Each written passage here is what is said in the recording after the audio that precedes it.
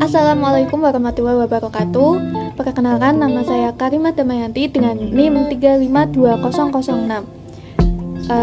Saya dari jurusan Bimbingan Penyuluhan Islam Fakultas Usuluddin Adab dan Dakwah UIN Kyai Haji Abdurrahman Wahid Pekalongan. Nah, di sini saya akan membahas mengenai virus HIV/AIDS. Apa sih yang kalian ketahui tentang virus HIV/AIDS ini? Mari kita bahas.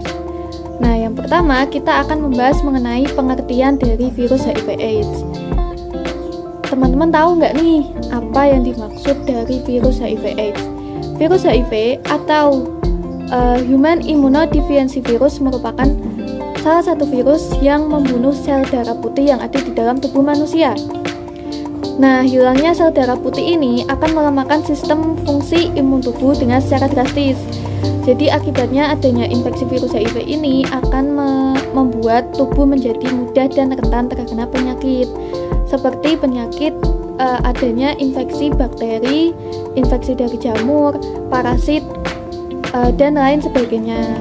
Nah, fungsi dari sel darah putih ini sendiri itu mempunyai fungsi untuk membantu dan melawan berbagai penyakit yang ada di dalam tubuh manusia. Nah, selanjutnya dari AIDS. Apa sih yang dimaksud dengan AIDS? AIDS atau Acquired Immunodeficiency Virus merupakan suatu sekumpulan gejala atau infeksi yang timbul karena rusaknya sistem kekebalan tubuh.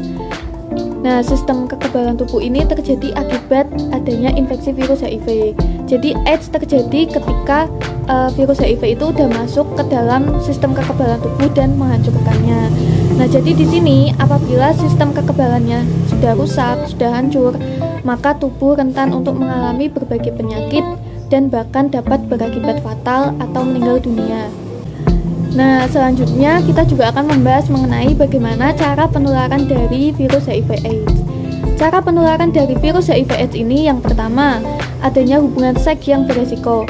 Jadi ketika seseorang belum mempunyai status menikah, terus melakukan hubungan seks dan tanpa menggunakan pengaman, itu juga dapat mengakibatkan penularan virus HIV/AIDS apabila pasangannya itu mengidap virus HIV.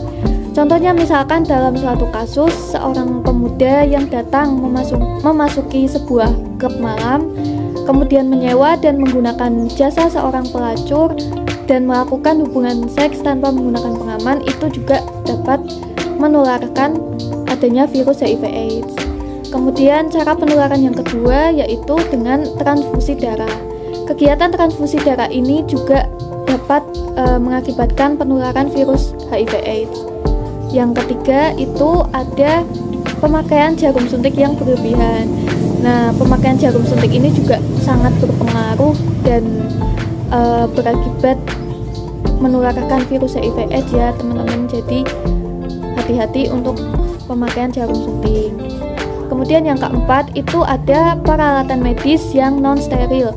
Nah, peralatan medis ini kan sangat penting ya untuk kita ketahui dan sangat penting banget untuk diperhatikan kebersihannya dan kesterilannya. Karena kan peralatan medis kan ini digunakan untuk memeriksa pasien yang ada di rumah sakit maupun puskesmas atau posko kesehatan.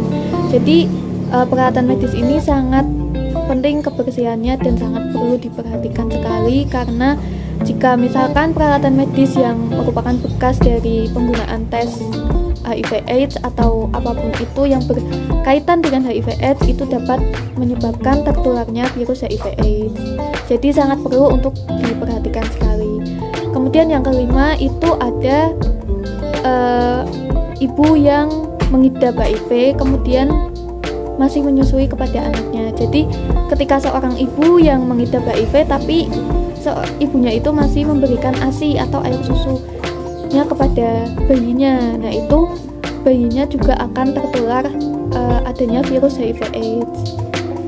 Nah, pada cara penularan ini tuh yang paling umum, yang paling sering ditemui itu karena kasus hubungan seks yang berisiko ini. Nah, jadi dari hubungan seks yang berisiko itu dan tidak menggunakan pengaman itu dapat menularkan virus HIV/AIDS. Nah, cara penularannya itu melalui cairan sperma atau cairan vagina. Nah, tadi kan kita udah membahas mengenai bagaimana cara penularan dari virus HIV/AIDS. Nah, sekarang kita akan membahas mengenai virus HIV/AIDS ini tidak menular melalui apa saja sih?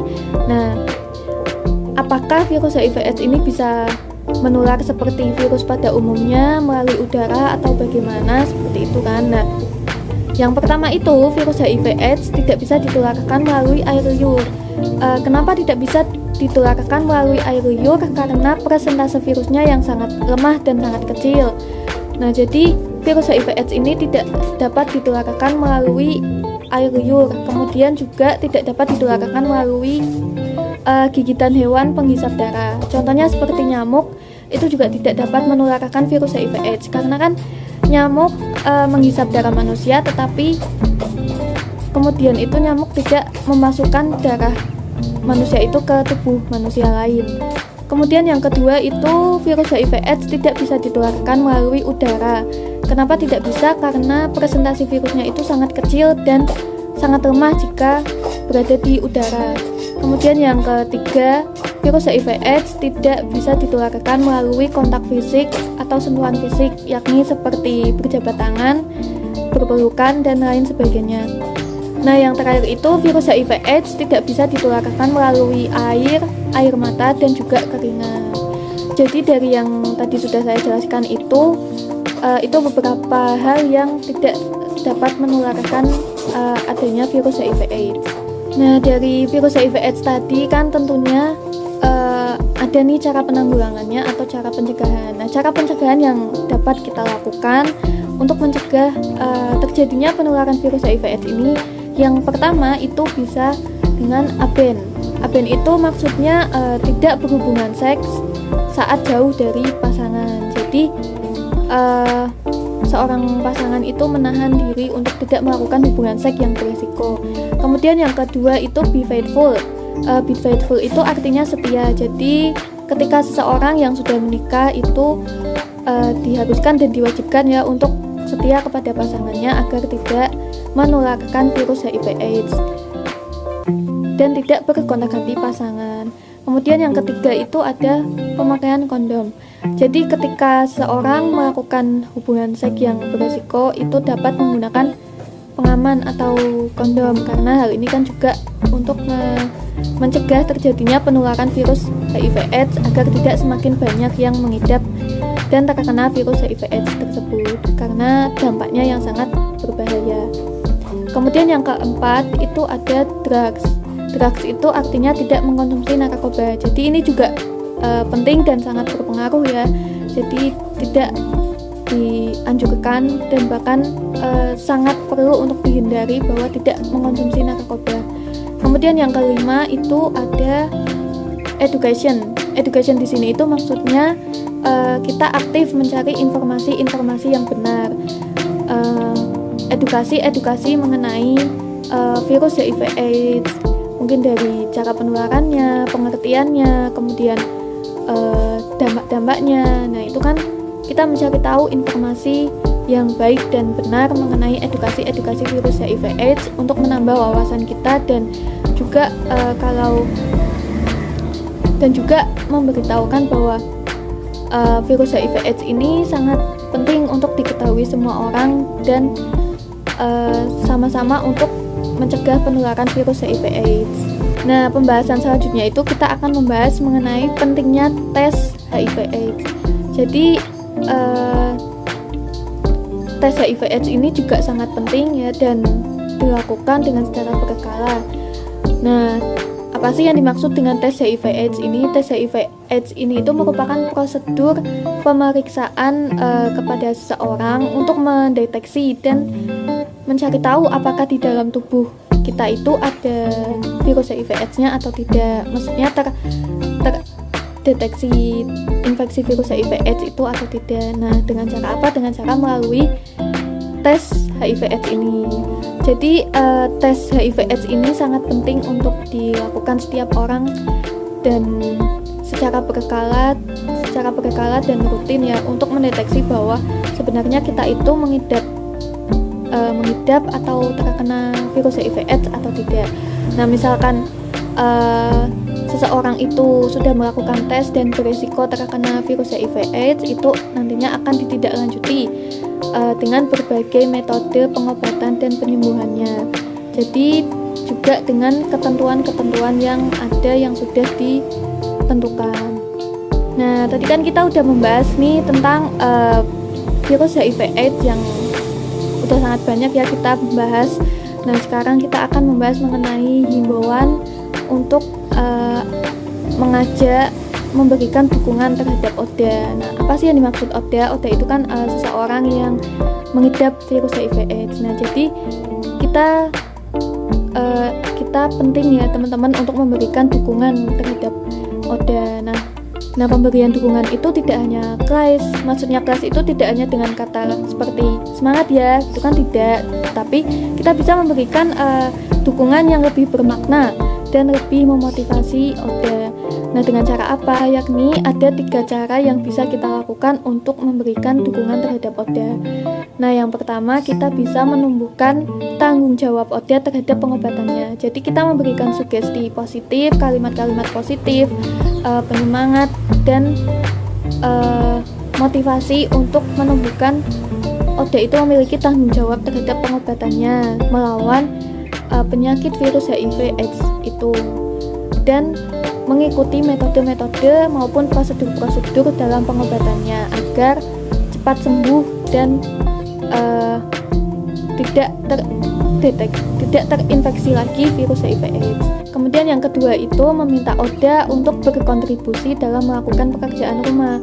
Nah, tapi sebelum kita meminta ODA untuk melakukan kontribusinya pekerjaan rumah itu, kita juga harus menyesuaikan kondisi ODA-nya nih teman-teman. Jadi ketika ODA kondisinya tidak terlalu parah, kita bisa untuk meminta ODA untuk berkontribusi melakukan pekerjaan rumah, tapi tetap disesuaikan dengan kondisi ODA-nya ya. Jadi sebelum meminta kontribusi melakukan pekerjaan rumah itu, kita tidak asal meminta kamu harus mengerjakan ini, kamu harus mengerjakan ini, itu tidak ya. Tapi kita harus menyesuaikan kondisi dari ODA-nya itu untuk melakukan pekerjaan rumah.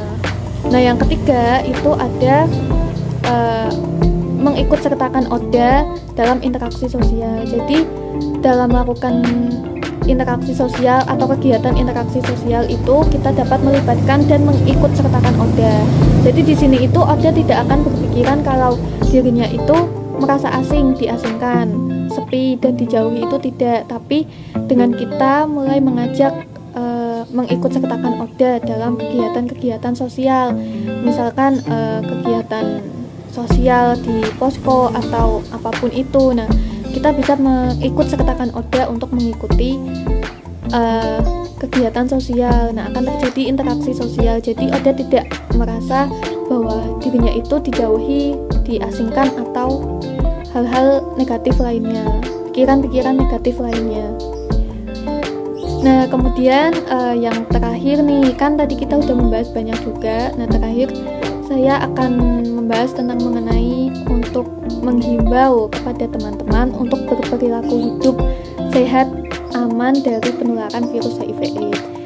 Nah, untuk berperilaku hidup sehat, aman dan dari penularan virus HIV/AIDS ini dengan cara apa? Nah, yang pertama itu kita harus rutin melakukan cuci tangan dengan sabun dan tentunya dengan air yang mengalir. Kemudian yang kedua itu ada menjaga kebersihan diri.